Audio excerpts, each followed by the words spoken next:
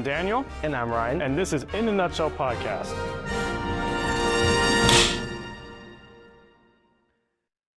Hello, and welcome to episode 7. Wow. Episode 8. There we go. Lord, I'm What a great first start of the episode. Episode 18 of In a Nutshell Podcast. We break down all movies, shows, and all the news that come with them. How are we feeling today? Obviously, I got Count on my mind. Wow. The movie Count. We're in production for that, or in pre-production for that, so I got that on my mind. You know, I could over here messing up the number of the episode. Broken Night, Count. And God, I can only imagine what this film's going to be. We are only ever so closer to filming What Remains of Us, Ryan's film, in the next week when this episode comes out. So wow, time's flying. I know, right? So how are you feeling? What movies have you watched? Oh, what have I watched? I watched a movie called Level 16. Level. It was strange, right? Level 16, or is one of the numbers? That sounds. Who made that? I don't even know. It was definitely an independent movie. Okay, I watched it on Netflix. Cool. Yeah, right. Yeah. Level 16. Was it good?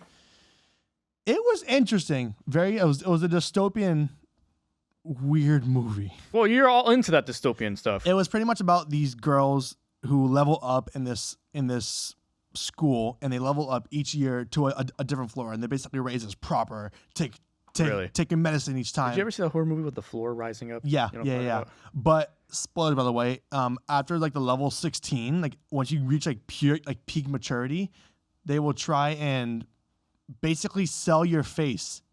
Like they'll cut off your face and sell it to these investors that are like old, but they want to look young again. Very interesting. It was. This is gonna toss into the special guest that we have on today. I actually watched La La Land. And it was absolutely incredible. I love that movie. It was the first time in a while where I actually sat in front of a movie and I was like the endings, bro, that ending scene with it was the perfect representation. And I told our special guest this, we'll get to in a little bit, that it was the perfect representation of like what could have been. And then it's that phrase of like maybe in another life. Bro, the ending scene was so good. I've been trying to get this kid to watch La La Land for so long. Bro. Finally he watched it, but wow. Finally watched it. Speaking of special guests, we have a special guest for you guys today. He's a good friend of ours. We've worked on a couple sets with him with Studio 561 Jamil. He is very knowledgeable about movies. And when I'm telling you, like, we talk about movies, our special guest today knows every damn movie known to mankind. We were playing Heads Up, and he's like, do you know, it's like, is this movie? I was like, I don't know that movie. You can say a random movie that's been made 65 years ago. He'll go, oh yeah, I watched it yesterday. But guys, you know what that means? That makes a great filmmaker. So we're going to introduce our special guest today. Julian, man, what's up to the podcast? What's up, guys? Thank you for having me. Awesome, man. I'm so glad you finally watched all of it. There we go. You finally watched it. Yes, sir. Yes, sir. Yes, sir. So just real quick, before we get into this, how long have you been invested in film? Just so everyone can get an idea. When you say invested, you mean like wanting to do film? Probably since I was like 12. So 12? 12 years. Yeah. Awesome. I'm 24, so probably like 12 years. Awesome. Okay. Oh, cool. wow. So like half your life. Yeah. Essentially. Yeah. So that's awesome. So Ryan's gonna toss us into our first thing. Yeah. So like, what do you mainly do in the industry? And I guess for how long? You said the 12 years, but what do you mainly do? At least right now, just pretty much anything that's needed on set. Like so like I took a while to actually get on set. Just doing nonsense. Like so I think my first film set was like 5 months ago, I want to say. I started off like I just went on to do like behind the scenes footage and things like that, and then they were like, oh well, we need you to slate, we need you to hold the boom pole, we need you to holding the boom pole is the worst thing ever. We need you to like I was actually gonna tell a joke on the podcast about the boom pole. It was awful. We need you to like help with production design and stuff. So I've done a couple things around the set now, and then for instance, like we worked on the Next Watch, which we had Jamil on a couple weeks ago. He talked about the Next Watch. He was on the Next Watch. He did the behind the scenes, but you also helped out with, like you said, a bunch of other things. And then on this last one, actually, shout out to Jamil, Studio 561. They just finished up with Substitution, and he was the infamous boom operator and production design, and he did production design along with Charisma. Also did production design. Yeah. And how was your experience with that? Actually, let's get into that. The overall experience was really fun. Like I think that was like the Next Watch was very different because it was like all in one location. So with this one and being more involved with, like I said, with like production design and stuff, like it gave me a more well-rounded look at like what goes into everything. Like in terms of like decorating the set and finding locations, and company moves are stressful sometimes. So yeah, no, it was really cool though. It was a good experience. I just hated holding the boom pole. That's something I don't ever want to do again. Yeah, I need to get in the gym is what that's but And yeah. Hey, So boom that's pole what is not for the weak. Yeah, I was not a fan. I can never. but I've sound mixed a couple sets before holding the boom pole and sound mixing, bro. Yeah. I understand. And your it's pain. funny, you too. gonna say? Sorry. Yeah, no, sorry. Because when you meet someone who's been doing it their whole life, they can just do it just so nonchalantly. yeah. Oh, yeah. bro, Just hold it straight up in you the sky. have to talk about Matt. Oh my god! From Okay. that one set. So this is gonna be a little harder. Okay, boom pole right here, right? here's the microphone, right? There's this guy. His name is Matt. Shout out to him if you're ever watching this. He is a professional boom operator. Where's my camera? And sound right mixer. there. I think Yeah. there it is. He's a professional boom operator and sound operator. Boom operator, sound mixer. There we go. In Ohio. And no, he was AD, but he was helping out with boom, and he would just go at it. But then he can do this thing. It's gonna sound a lot easier than it is. You can hold the very, very end of a boom pole, your hands together, and you can just hold it like this, fully extended. Mind you, he's holding this nonchalantly, and I'm holding the mixer, and I'm just like, and mind you, I already work out, so I'm already like, Wait, he's just holding it like by the very end Yeah, of it? by the very to counter end, the weight. his you know? hands are Oh. touching, but it's fully extended. Yeah, that makes no sense. Yeah. No, yeah. I'm like, oh, that's easy. No, Well, literally. Not easy. like I said, I'd never held a boom pole before, like on Mhm. set. So the first night we were filming, and Jeremy was like, "Yeah, like hold the boom pole." I was like, "All right, whatever." I didn't think much of it because I didn't know what to do. The scene starts, and like I'm like holding it, and I look over at Jeremy, and he's like staring at me, like, "What are you doing?"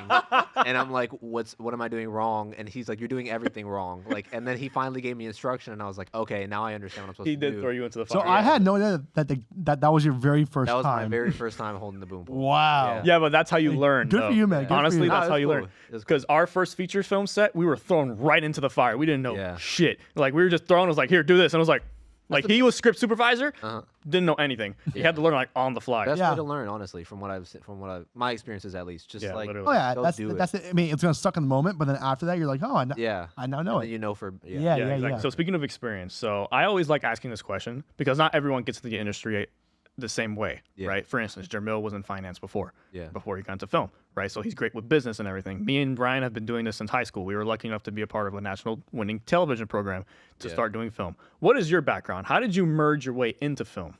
Like, What did you do before film? Like photography, videography, what was it? so I did a lot of photography, both digital and film. That's like I do still do it on the side. Like it's fun now. I did a lot of theater in high school and things like that. That's Wow, actually how fun. I met Mark. Okay. Well, me and Mark had known each other for years, but we collaborated a lot in theater.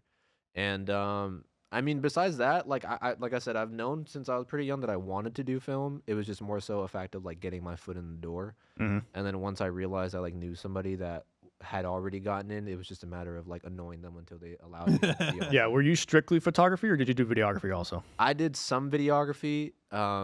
Not great at it, at least at the time that I Yeah. was doing it. Now I feel like I've gotten a lot better, but mostly photography is like what I. So let me ask you this question actually. So when it comes to photography, are there parallels between photography and film? Absolutely. And what are those parallels? So like a lot of and I realized this a lot when I started like researching for my own film and learning like focal lengths and shot sizes and stuff, like the different ways you can communicate with a photo depending on how close you take it or what focal length you use and how you zoom in and things like that, and like the impact of lighting, like a lot of the similar qualities I feel like that you find in mostly the visual aspect is like very similar, and then also like the editing process, how much that plays into the final result. Because like at least me, I know there's different photographers, like you work however you do, but like the way I did it was like I'll just take the photo and then worry about editing later, as long as there's not like a bunch of grain or like it just doesn't look gross, like Yeah. and I can do what I need to do in editing, like I'll worry about it then. Yeah. So yeah. So interesting. So let me ask you this one more question, and then Ryan will get into our last thing to ask you here. When it comes to photography and film, right? You said you shot with film, right? Yeah. Is the settings on like a camera on photography almost the same as shooting on film? Or you don't? You mean like DSLR versus film? No. Or, So like- so for instance, right? If you're shooting like you said, film photography, right? Yeah, yeah. Is there same settings that you guys would use or same editing style that you would use to get the image to look right in photography as you would in film? Like actual movie recording? I don't think so. At least me. I don't know. This is my experience, obviously. I can only speak. Yeah, of course. Yeah, of course. yeah. I don't think so. I think it's like a lot more.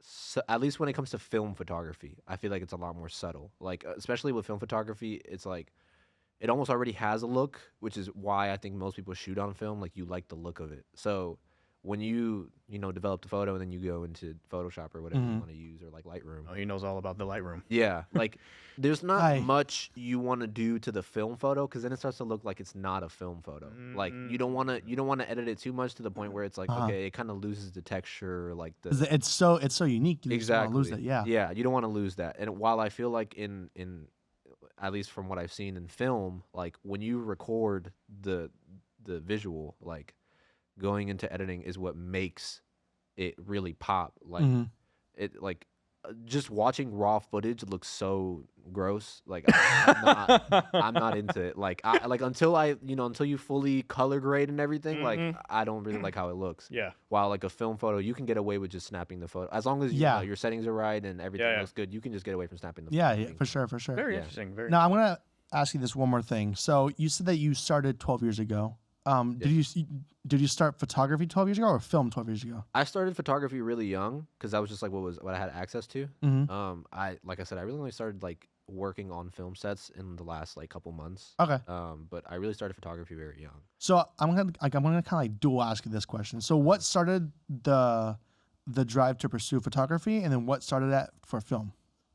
What was like your spark, like your aha moment? I think for film, it was like.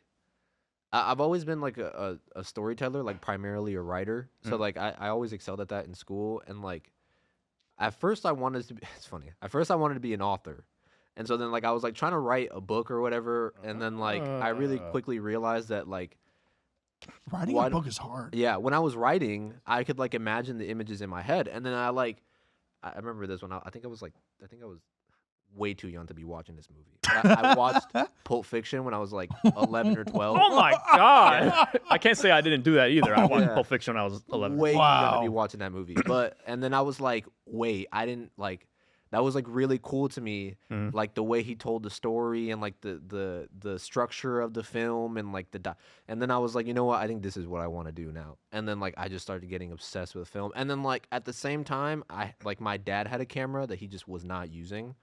And I don't know, I just started carrying it around with me. I was like, I'm just gonna start taking photos and there we go. See where that's the spark. Then it was all like together, and then it was like. Yeah, I'm doing photography, but I want to be a filmmaker. And like a lot of filmmakers or cinematographers start off as photographers and still do it. Like Stanley Kubrick was a photographer before he was a filmmaker. Really? Yeah. I didn't know that. Roger Deakins is still like a still photographer on the side. Like he's not I didn't know that. Yeah, so like I feel like they're definitely connected. So you said that you're a writer, and this is kind of tossed us into the next topic, but do you still like write occasionally? Yeah, I mean, mostly scripts now at this point. Like I write most of my own stuff. I like work on scripts on the side, like when I'm not. Which is so like it's so lame to say now, but like when my phone time I write scripts, like whatever. Yeah, it's so real though. But like, do you ever think that you're gonna try and write a book one day? No, absolutely. No more. No, hell no. I mean, like, I'm speaking now. Like, no. Of course, it might not, but. It might change. It could change, but no, I don't ever plan on writing a book. Absolutely not. So this is like the toss for the next one about how we're featuring this right now for your film coming up in next week, right? Yeah. Next week. Next week. Big moment.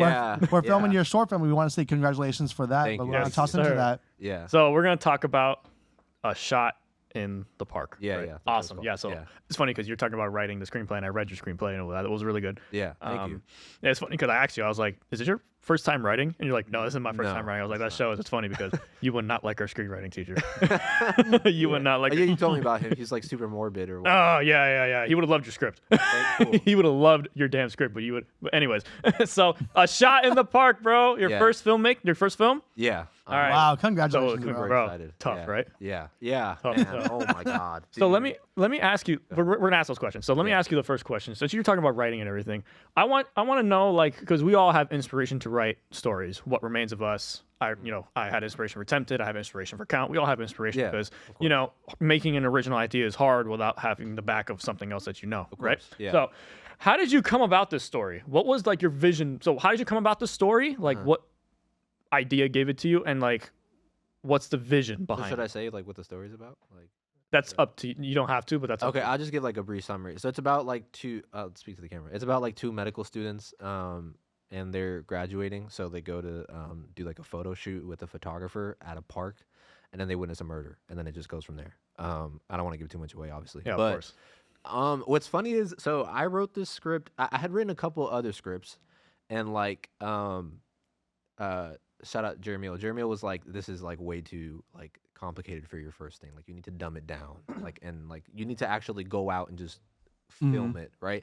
So I wrote the script with like the intention of keeping it in mostly one location, just for like logistical purposes to make it simple.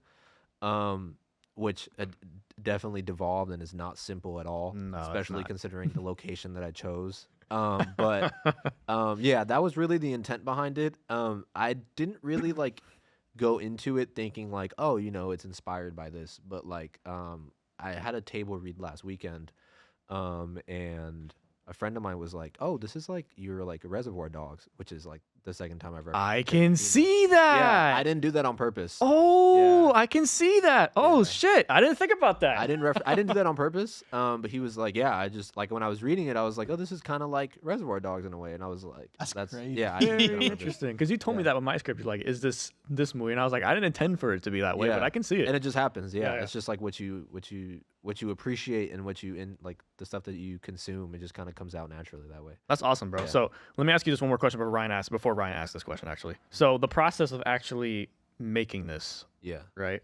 So how hard was it to write this story? Because it's always hard. Because like for me, it's hard to like write the story. Cause I'm always like, oh damn, I want to change this. Ryan knows it because we literally changed the script. I'm that on shooting, like for the film I'm directing right now. I think I'm on like draft 22. Jesus. So it's like one of those things where it's like, I want to change this. Oh, this is not that good. Okay, I want to change this. But it's like a 6-month process though. So. Yeah. So how was that process for you? Honestly, this one was pretty simple. Like I feel like I'm super perfectionist about a lot of things, but I found this one very easy to write. Like, really? Yeah. Good for you, I man. just kind of like. And I just sat down and I was like, all right, what do I want to happen in the story? And then I like wrote out the plot, and then I was just like, all right, we're just gonna start writing. And then I just started writing. I like obviously tweaked some dialogue like where I felt was necessary, and like changed or threw in certain things. Even like when I sent it to you and I like asked for feedback, like what you told me was like, okay, yeah, I need to strengthen those aspects. But really the core story and like I guess the main aspects of the screenplay were very easy for me to write. That's good. Yeah. That's good. I'm glad because, it's for me, I'm the kind of guy where it's like, damn, does this make sense? Does it make, because I think about the person, like if I'm the audience, right? Does this twist my mind? Does this make me think? Does this, is there actual symbolism in this? Is there actual meaning behind, that's just kind of how but I'm glad that you found it very easy. Yeah. I'm glad that you found it very. So Ryan's gonna get into our next little thing that he would like to ask. Yeah, is there a purpose behind making this? Like, are you just making this for fun? Are you trying to go for a festival run with this? Yeah. So okay. So originally I was doing it just for fun. Like it was just like I want to make my first thing. Like we got to get started somehow. Yeah, for sure. This and that. And then like as I wrote it and as I realized that I was expanding this budget a lot more than I originally anticipated, I was like, no, I should probably just start submitting this places. Like if I'm gonna spend the money for it and do what I'm doing, because like originally it was like, so my cast is like 5-6 people, and then like I have like 20 crew members at this point. So it was like at first I was just gonna go out there with the camera and like 4 or 5 people and like 4 or 5 actors and just act it out. But then I was like, as I started doing it more and more, I was like, no, I want to turn this into like a thing, like into like a well like oiled production. And I'm guessing you got inspiration from that, from like working on Jamil's set. Correct. Yeah. Right? From like seeing that, and I was like, collaboration. Exactly. And I was like, you know what? The more people I can involve in this, like I feel like the better it'll come out. Like, and it'll be so much easier for you as well. Yeah, exactly. And like, yeah, one thing I was very intentional about was the people I selected for each role. Like, I'm obviously first time directing, So I'm gonna be figuring things out as I go. And so like I wanted to select people that I knew were already great at what aspect I was putting them in or like what role I was putting them in. So I didn't have to worry about that. Yeah. So like I can just completely focus on like, okay, what do I want to see in front of the camera? And so for sure. yeah. So to answer your question, I want to submit it to festivals and see where that goes. Obviously, the goal is to get funding for something larger scale, which would be really cool. I'm not gonna get my hopes up. Obviously, it's the first one. Like it usually doesn't happen like that for people. But I mean, yeah, we'll see where it goes. But it's good to get familiar. Exactly. Yeah. And you think that you're gonna keep like doing this grind. Yes. Yeah. So do you like? I know Jeremy right now has a crazy goal. He wants to do like 1 short film a year, or like 2 short films. Like he has like I forgot the number, it was a while ago, but he has like a certain amount of numbers he wants to do each year for films. Do you kind of have that goal as well? Like, do you want to have like a certain amount of films made each year? At least for the time being, yes. Obviously, like if when I'm successful or whatnot, we'll take my time with everything. But so like I said, I have this one that we're about to film in a week and a half Next weekend. Next Friday. Next weekend. So next Friday we start filming. It'll be that weekend.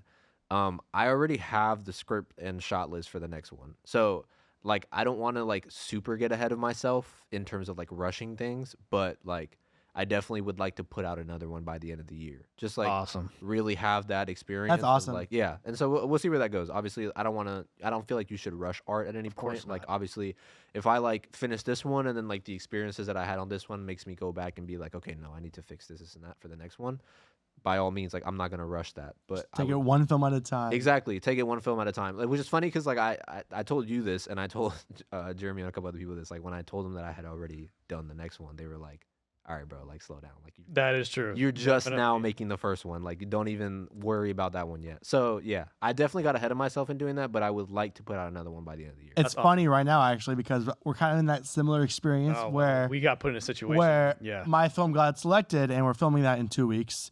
And then just recently, his film just got selected to be made. And then now they're like, okay, pre-production. Let's start right now. Right now. Long story short was that his film actually beat my film in the capstone class to get picked. His film got more, which is fine. I don't care. Yeah. I'm glad because we're going to work together anyway, so it doesn't matter. It's all under Nutshell Films. Yeah. So it's his film got more votes in the capstone class than mine did. So mine got pushed to the side to go be made another time. I was going to film in the summer anyways. Yeah, yeah. But then film business class comes around, right? And they're like, well, our professor, shout out to Matt Rubino, our professor, he was like, the end of the semester, by the way, toward the end of the semester, you guys are going to choose a film, pitch it, choose a film that you guys want to make, and you guys will get funding for this film to shoot it in the summer. So I was like, okay, well, let's try a second time for Count. And then everyone voted. We ended up debating a lot for Count, and then Count is now going to be going into production. So yeah, it's we're kind of in a situation where we're trying to do pre-production for this, but we're also about to do production for this one. Yeah. You know? And like our roles completely swap. Where I'm director of my film, and then I'm DP for his film, that he's DP for my film, and that he's I'm stuck in the same thing because I'm doing mine, and then the following weekend we're shooting another one, and I'm assistant directing for that one. So at the same time I'm finishing this, I'm like looking for permits, locations, and stuff. It's just so much. It's a lot. But it's like one thing these last couple months have made me realize, like for sure, this is what I want to do. Like it was like, like some people get into it and they're like, oh, this is a lot. Like I don't want to, I don't know if I wanted to do this and things like that. No, like this is for sure. Like this is so fun to me. Yeah, awesome. Oh, sorry. I'm sorry. I'm bumping right quick. Do you see yourself being a director? Absolutely. Yeah. 100%. But remember, being a director is also knowing all the other aspects of film. Yes, so absolutely. Don't just be like, because I know some people that are like, oh, I just want to be just a director. Go on sets, be sound guy. Yeah. Go on sets, be assistant director. Go on sets, be just gaffing, grip, anything, just so you understand. So because if you're a director that understands, in my opinion, if you're a director that understands most of production, then the production will run smoothly. Yeah, for sure. Because you know the right people to get for that job, and if for some reason something happens, you know how to fix it. Yeah, right. For sure. So I can definitely give you that. So actually, we're gonna toss it into our next thing here. So first time filmmaker, obviously. Yeah. Or at least first time director. For your first short film. So just quickly, we're gonna get to these next things. What is it that you're most excited about for this film? Most excited. Like, what is it that you're most looking forward to experiencing with this film? Like actually, like watching, like what I wrote and imagined being played out on the camera. Like it's just like, so we did a table read last weekend, and like you know, we were reading through it, and I was like giving little like pointers to each person here, and I was like sitting there listening at like them doing it, and I was like, this is so cool. Like I wrote this, like just like that feeling of like being proud of what you did.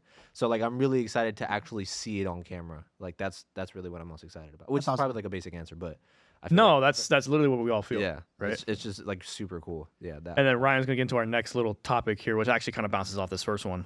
What have you realized so far in the process of making your film? Like, what have you learned? Yeah. That. What have been some wake up calls? No, I'm actually gonna make a better question. When you first started this film, or because you said that this is your first time directing, and even this to me, like I can relate to this question. Did it look a lot easier? Yes. Than what it actually was? Absolutely. Yes. And I think for me it was mostly the like time aspect. Like for sure. Realizing that you can't do a shot in 5 minutes. Like it's just not happening. We had that conversation. Yeah. So can I tell the story? Of course you can, bro. Super funny story. So on Substitution, I was on production design with Charisma, and Daniel came to help us one night set up. Like it was the night before we filmed. And we were sitting there like talking, and Daniel just starts asking me like, "Oh, how's your short film coming?" Because Charisma's assistant directing on mine. He was like, "Oh, how's it going?" I was like, "Cool." He was like, "How many shots do you have?" Mind you, I'm filming in 3 days. I was like, I have 103 shots. And they were like, "What are you talking about?" And I'm like, tell them how many shots that you wanted to try and yeah. get So the thing is, like, it's not just the fact that I had 103 shots. It was the fact that only 8 shots were happening on the first filming day because it was in one location, and then everything else was. So I had 95 shots for 2 days. 45 each, more or less. They were like, "That is not happening, dude." 24-hour film set. We ain't getting no sleep. Yeah, I better get 4 meals. They were like, "That is not happening." And so I was like, that was a wake up call for sure. It was like, dude, you cannot do, because it was like what I had like a 10-hour thing. So I was like, okay, you can do like 2 hours sleep time. 4, yeah, I was like 4 shots in an hour, not happening. Like so, it was just like. Then I had to go back and redo my entire shot list and narrow it down to the most like vital things. And so that at that point was like, okay. You know, it's very interesting. Let me tell you this, because our professor actually told us this the other day. Because I recently did the shot list for What Remains of Us, and it's in total 60 shots. Okay. Right. Well, we're gonna have a second camera, which is gonna be double. Yeah. Right. But main cam A is gonna be 60 shots, which is perfect for the time that we have. So it's funny because most people, which was what I've learned and what our professor also said, that most people do a shot list and think editing. Exactly how you think the coverage is and everything is going to be in your mind, because you're thinking of the video. Correct. You can't think of the video. I did that. I definitely did that when I was making the initial shot list. Exactly. Yeah. So you can't think of the video. You have to think of what's necessary and what is like block it out into certain specific shots that you need. Also, one thing was like how ridiculously expensive our industry is. Oh, like, for sure. I never realized how poor I was until I started doing this. I was like, yo, this is just disgusting. Like, so we had to rent because obviously I decided for my first one to be really stupid and do an outdoor shoot. So you can't just use regular lighting stuff. Like we had to get a generator and like 12 by 12s and all this stuff. And that that stuff is not cheap. Like but it depends. Are you renting the generator or is this your generator? Renting the generator. I don't have none of this stuff. Yeah, like, and it's not just that. It's like obviously like if you were to get somebody who has it to work on your crew, you still have to pay them for the gas and like you still have to compensate them for the fact that you're using their. Nah, man. And just everything that adds up. So like as of right now, I'm very fortunate to have around $800 raised for my film so far. But it's just like, wow, that's a lot of money. Yeah. But then you take that into consideration. There we go. Wow. You mix consideration and account. I mixed. Yeah, take that into account. That was the word. That food by itself for your crew is $450 of that. And I'll pitch in real quick. This is actually, we're very lucky because $800 is very cheap for a film, right? Technically cheap. Yeah. And we're lucky enough the fact that 2 of the locations don't cost any money for us. Yeah. Which 3 is for trying for 3 locations that don't cost any money. No, two parks in my house. I know the 2 park. Okay, so sorry, I'm thinking of days. Yeah. 3 locations. Oh, I see. 2 parks and a house is all free for now. The park, obviously his house, Yeah, right? yeah. It's free. The parks, we got permits. They're for free, obviously under certain conditions because of permits, right? So $800, guys. Don't think of it. It's very cheap for a short film. Usually, short films will be around $5,000, which is the budget. Which I'm guessing. I'm around there. Yeah, there you I'm go. around See? there. Like Yeah. you have to rent equipment. We're lucky we have the school equipment. You know, so that's another thing. So, like, for example, there's an interrogation room that I need for my film that I'm still looking for to get. And there's a studio out, I think it's Sunrise, actually. And I'm like, okay, you know what? I'm going to look into it because I saw someone else do it. It's $100 an hour. Sorry, no, $120 an hour for 5 hours minimum. I have to shoot 6.5 pages there, which is at least equivalent to 12 hours.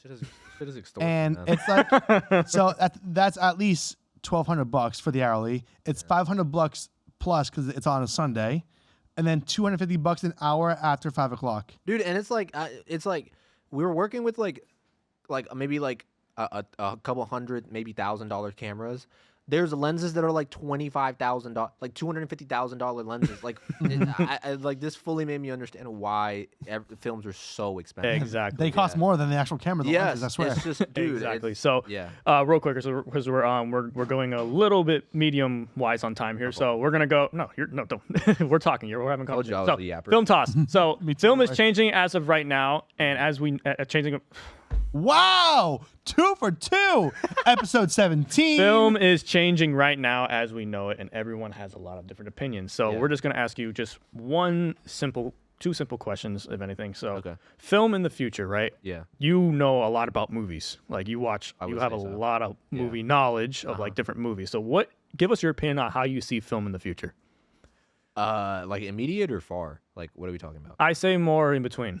Like, okay, so here's the thing, like, and I'm really hoping that whole Paramount Netflix thing just completely falls through the floor. Like, man, because like, okay, like I think obviously the convenience of streaming is really cool, and like it allows for people who may not previously get opportunities to make films to put them somewhere for people to see. Like, obviously, the more outlets you have for film to be seen is good for the industry in a certain way. Mhm. That being said, like, I feel like, and people have been saying this for years now, like the actual cinema experience of people going to a theater and sitting down and watching the movie is being lost. And I feel like people need to fight for that like more and more. Like, I feel like that's a vital experience of watching film, like being in that room and like communally sharing that experience. Like, I was talking, and I've been talking about this movie for like the last couple months obsessively. Let me guess. Marty Supreme. Yep. Yep, there it is. So like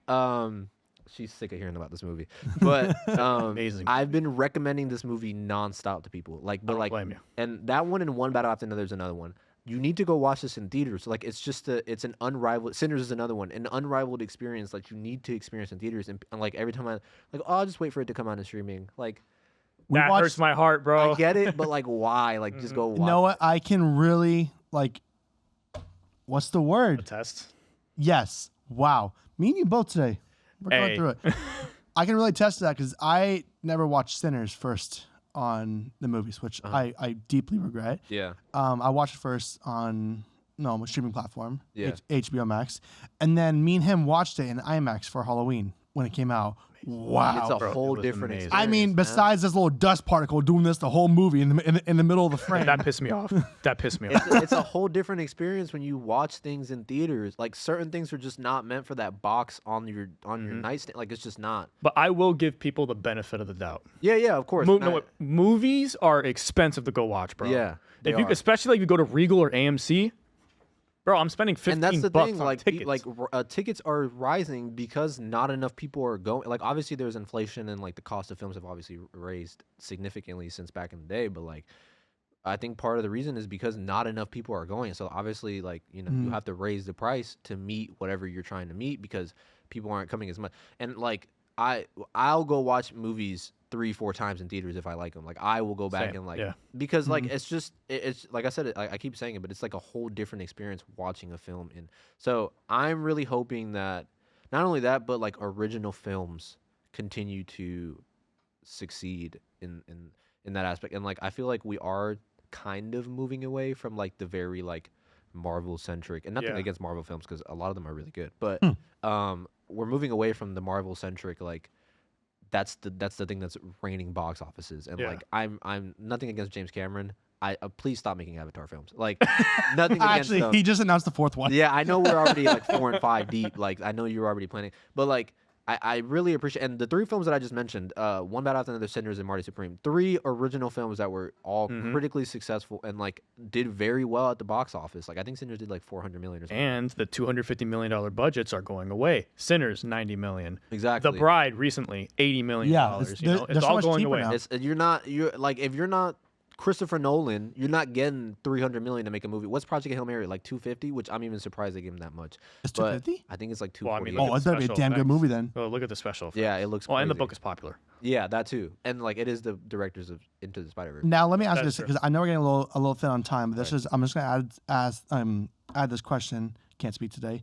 Do you think one thing that movie theaters can do is always have a showcase, and yeah, of course, primarily show the newer movies, but always have like older movies come back to theaters I think every now and then, because every now and then they'll have like a re-release of like an anniversary year or something. But having a constant flow of like older movies, let's say theater number 15 and 14 aren't being used, show 2 old movies in there. We last year me and my girlfriend, she's sitting off camera over there, but we went to go watch Princess Mononoke. They were like re-showing it. Beautiful film, which I had already seen, like obviously in my spare time, like just being a nerd and shit. But watching it in theaters, I was like, this is incredible. Like this is again an experience that you don't get watching. We watched we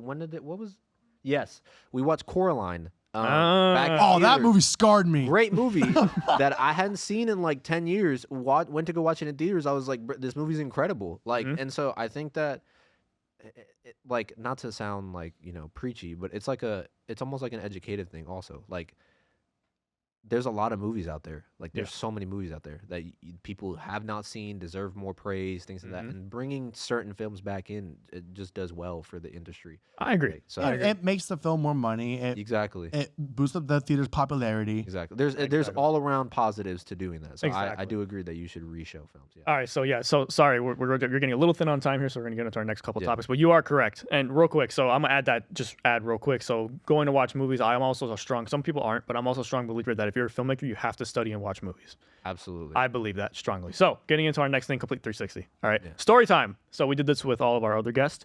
What is the craziest story that you have from a set, videography, photography, or any filming in general, and what lessons did you learn from that experience? On set, Just a crazy story, like this is a crazy story. from photography or videography, I'm trying to think. I was at this. I mean, I don't know if this is like that crazy, but at least like for me, it was like I was like devastated. We were not devastated, but like I was like, oh shit. We were at a park. I was doing a photo shoot for a friend, and like I was doing it with my film camera. And I shoot on like it's a Canon Sure Shot Telemax, which is like this little small like thing.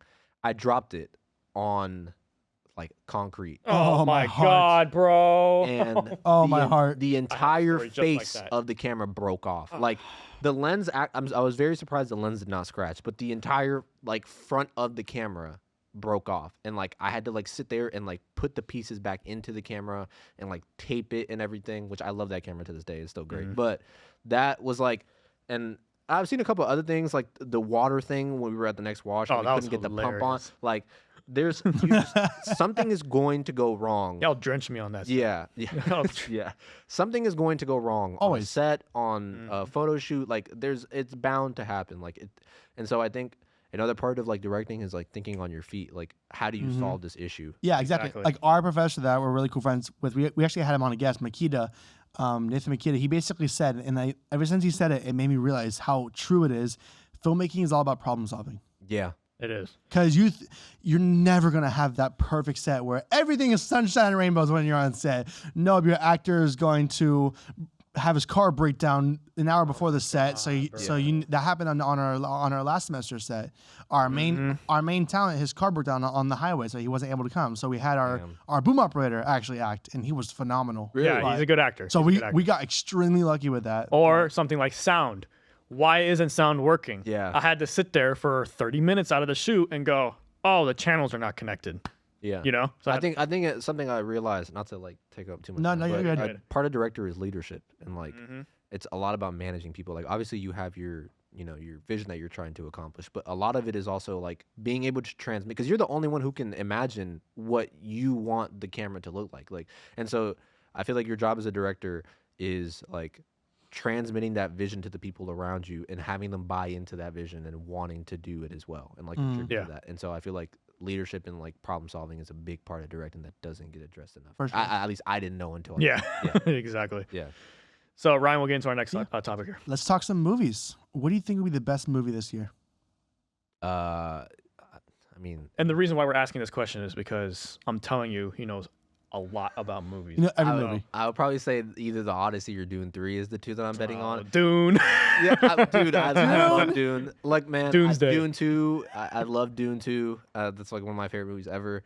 Obviously, The Odyssey. I mean, Christopher Nolan doesn't like he's Christopher Nolan for. I know you're a huge reader. Have you ever read Dune? Yeah, I've read the. I almost brought the book today, but I knew that we were talking about Hail Mary earlier, so I brought Hail Mary. Hail Mary is another one. Yeah, Looks awesome. But I can't wait. Is the book good for Dune?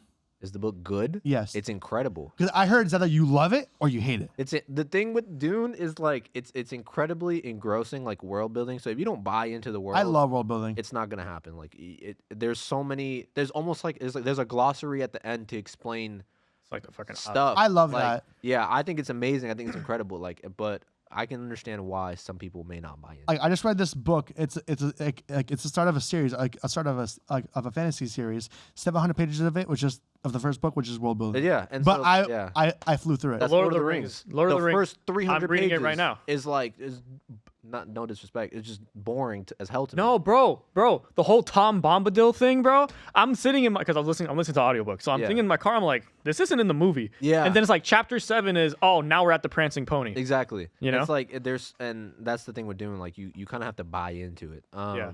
I mean, every year there's a movie that comes out that no one knew about prior and just blows people's socks off. Like that happens every year. Yeah, So literally. I mean, those are the two that that I'm aware of that are coming out that I'm like looking forward to that I would bet on being amazing. Awesome. So now we're gonna get our last little couple topics here. We love asking these couple questions with our guests because I think it's fun questions. So since you were talking about first time filmmaking, what is some advice for someone who is scared to take the first step to make a movie, and what advice do you have someone who's not in the industry yet who wants to be in the industry that you have learned so far?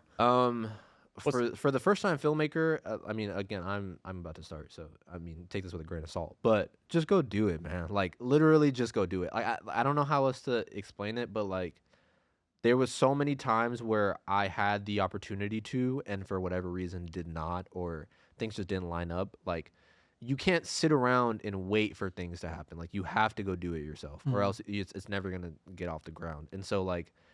It's just simple advice, but it's just like really the most effective. Like just go do it, man. Like just like ask somebody and ask as many questions as you can. Like ask so many questions. There like you go. get annoying. Like it's okay to be annoying sometimes. Like you need to if you want your shit to be good. Sorry, am I allowed to curse? No, you're good. Okay. If you want your film to be good, you need to know what you're doing. So ask questions. Like Spielberg said that. One really cool thing about that is that you might say that, oh, I don't have a crew, I don't have actors. I've seen so many videos on YouTube where they just grab their phone, especially their new phones now. They can shoot in insane settings. Yeah. Hey. That you can just pop it up right here and then go do something over here, and then you can just splice it together and boom, there you have your own little mini film. Me and Ryan are 2-time award winning from high school. Just me and him and 2 or 3 other people. It's like just We won in LA, mind you, 4,000 other That's people competing. so fire. We won, just me and him and the help of 3 other people, bro. and one just, camera. Just talk to people also. Like a big thing. Like all of my casting crew are people that I know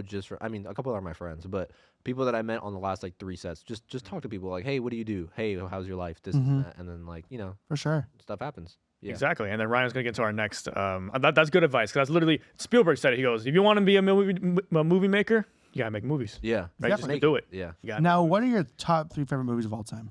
I have a feeling I know what one of them is going to be. Let me guess what one of them is. No, okay. Well, we're gonna. Well, actually, what number would it be? 1, 2, or 3. I'm not gonna rank them because that's too hard for me. Okay, no, that's fine. Three favorite movies ever.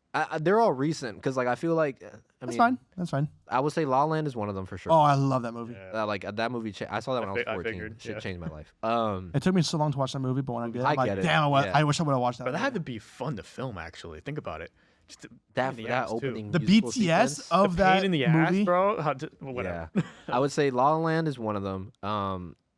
A recent one, Oppenheimer. I was blown away by. Loved that movie. That's another one. I don't hear that one that often. I that's a movie that I went to go see like 3-4 times in theater. Like, I saw it twice. Yeah, I personally don't think Oppenheimer is his best movie. It is like a documentary to me. So to me, there were points where it was boring, but I gotta admit it was a great movie. man, that movie blew me away. And then let me guess.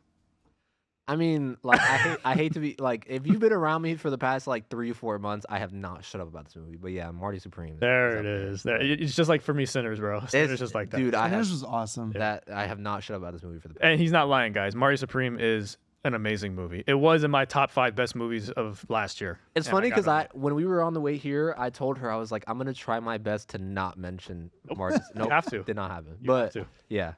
That's probably my 3 favorites now. I mean, there's plenty of other ones that I love. Yeah. But like, if I sit there and like really think about it, like, I mean, there are so many movies that I talk about every single day that I know my family hates to hear me saying, and I just keep buying stuff, just keep spending my money, like this.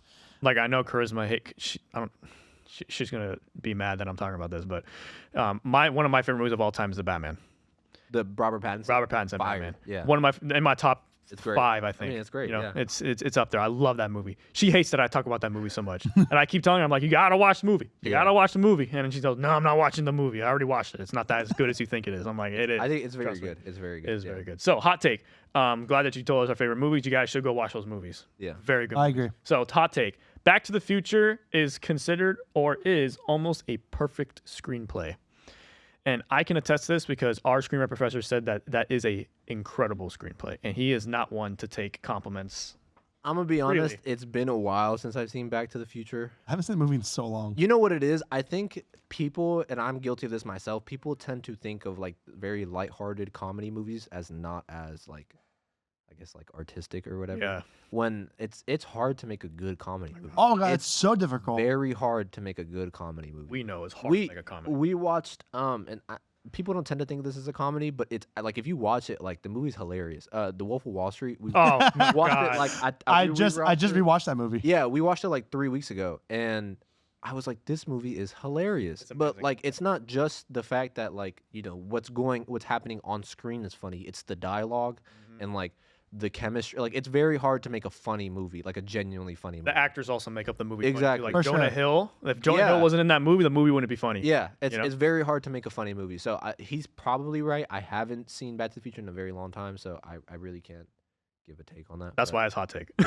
I That's really why it's a hot take. I couldn't agree or disagree with you. All right, so now that we are coming to the end of the show, man, I really appreciate you being on. What is your movie recommendation for this week?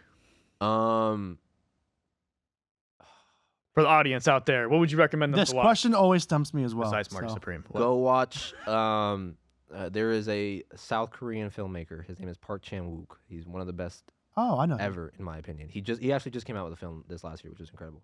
Go watch The Handmaiden. It's a film from 2016. I think you were talking about that. Incredible movie. It's back in 2016. It's about a maid in Japanese occupied Korea in the 40s. Incredible. Don't watch it with your parents, but awesome movie. Go watch Thank you for the PSA. Yeah. What is your recommendation for this The week? Color Purple.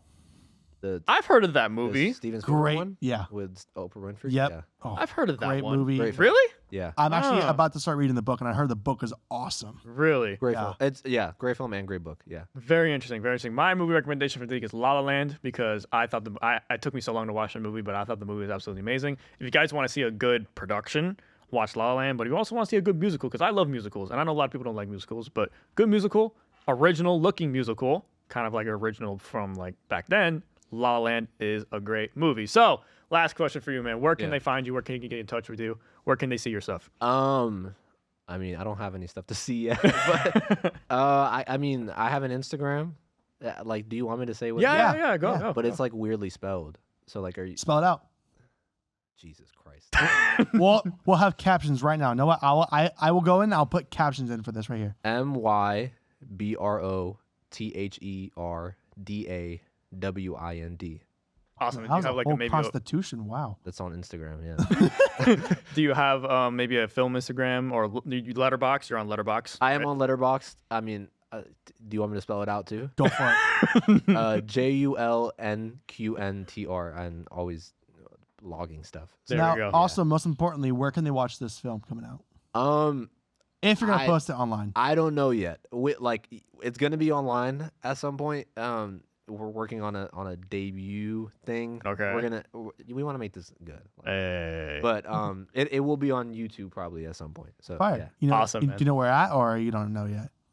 I don't think I'm allowed to reveal that information. Okay, got it. Got it. Okay, Yeah. cool. Got it. Awesome, man. Hey, look, I really appreciate you taking the time to come be a guest on our podcast, man. Thank you for having me. And we obviously would love to showcase your film at some point. If it does get posted, we'll watch Thank it, you. we'll Thank react you. to it, and we're obviously great to have you have a platform to talk about your projects. And This was everything, really so. cool. I would love to be thank you on for here coming. again. No, Awesome, this for was sure, really bro, cool. for sure. We just have to have you on here just to talk about movies, bro. I'm telling you. I would love to do that. I would not shut up. Jamil said the same thing. We just gotta have them on here. Maybe when the film comes out, we can bring you back so we can have a screening and discussion with you about it. Cool. I'm There we down. go. I'm fully down. We gotta do that with Jamil also. Yeah, with, I'm with both I'm of so them. down. When all four of his freaking short films. All are done. 4 of them. All 4 of them. Yeah. So yeah, that is the end of episode 18 of In a Nutshell Podcast. Where can they find us, Ryan? They can find us at In a Nutshell Podcast on Amazon Music Podcast, Spotify Podcast, Apple Podcasts, And YouTube. TikTok, YouTube, Instagram. I think that's Jesus, all. y'all of are them. everywhere. Oh Yeah, my God. yeah, Alright, we're bro. everywhere. So what y'all you should gotta just do. go follow everywhere, right? Yes, You sir. can find me at Ryan Filmworks on Instagram. How about yourself? You can find me at Filmmaker Daniel on Instagram. You can also find me at Filmmaker Daniel on TikTok. I do movie reviews. Hopefully, at some point, going to YouTube when my following and audience starts growing. So that's where you can find me. And as always, appreciate you guys for watching. Hope you guys enjoyed the show. And as always, catch you on the next one. Take care.